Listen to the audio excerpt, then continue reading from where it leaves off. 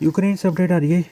Vladimir Putin जो Russia के राष्ट्रपति हैं उन्होंने उन्होंने कहा है कि जो हमारे ऊपर हमला हुआ था बेलग्रोद में सैटरडे के दिन हमारे इलाके में, उसका हम बदला लेंगे।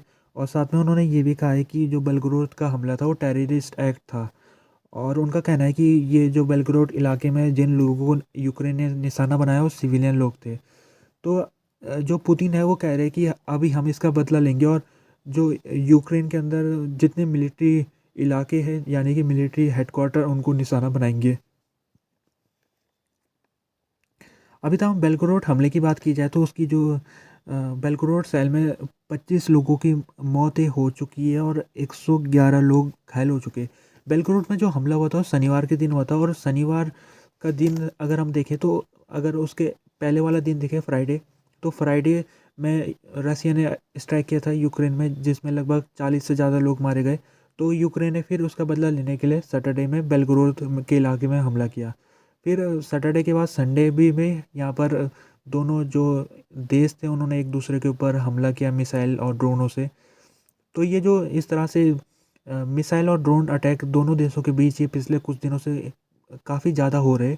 और आज के दिन भी अगर हम बात करें न्यू ईयर का दिन था जो, और आज भी जो रसिया है उसने ओडिशा के ऊपर ड्रोन अटैक किया। लगभग उसने 90 ड्रोन ओडिशा की तरफ भेजे थे जिसके तहत उसने ओडिशा के जो पोर्ट के इलाके में उसको निशाना बनाया।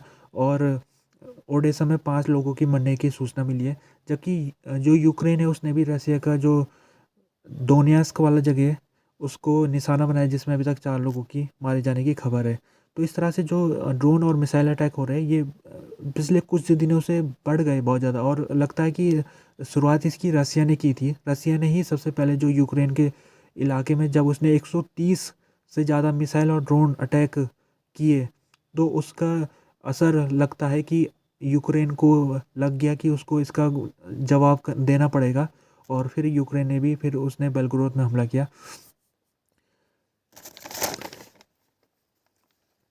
वोल्odymyr ज़ेलेंस्की जो यूक्रेन के राष्ट्रपति उन्होंने न्यू ईयर एड्रेस दिया है और उसमें उन्होंने कहा है कि जो 2024 आएगा नया साल आ गया है तो इसमें हम रसिया को सबक सिखाएंगे। और रसिया को सबक सिखाएंगे कहने का मतलब उनका ये है कि रसिया को उसकी भाषा में हम जवाब देंगे। जो यूक्रेन के राष्ट्रपति है उन्होंने कई मुद्दों को उन्होंने छोड़ दिया। जैसे कि उन्होंने अभी लड़ाई में जो सिचुएशन है उसके बारे में उन्होंने कुछ नहीं कहा। क्योंकि जो इस समय बॉर्डर बना हुआ है रसिया और यूक्रेन का 1000 किलोमीटर लंबा, उसमें यूक्रेन की स्थिति इतनी अच्छी नहीं है। और साथ में जो यूक्रेन को पैसा उसका अमेरिका सीनेट में फंसा हुआ है तो उसके बारे में भी जेलेंस्की ने कुछ नहीं कहा। बस उन्होंने ये कहा है कि यूक्रेन की जो जनता है वो बहुत ज़्यादा मजबूत बन चुकी है। उनको रसिया ने जब से अटैक किया है तब से यूक्रेन की जो जनता है उसको उसको ढल गई है इन मुसीबतों को झेलने अब उनको आ गया है यूक्रेन के लोगों को। और जैसे कि पिछले साल 2022 जब ख़त्म हो रहा था तो उस समय रसिया ने अटैक किया था यूक्रेन के कई इलाकों में जिससे लगभग आधे यूक्रेनियन लोगों की बिजली का कनेक्शन कट गया था और ठंडियों में उनको बिना बिजली के कनेक्शन से रहना पड़ा। तो यूक्रेन के लोगों को अब ढल चुके हो इस दिक्कतों से।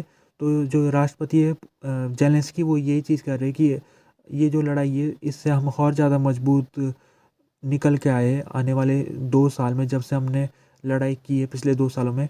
और आने वाले जितने भी साल तक ये लड़ाई चलेगी उसमें हम मजबूती के साथ खड़े रहेंगे और हम तब तक नहीं रुकेंगे जब तक हम यूक्रेन को जीत हासिल ना करा दे।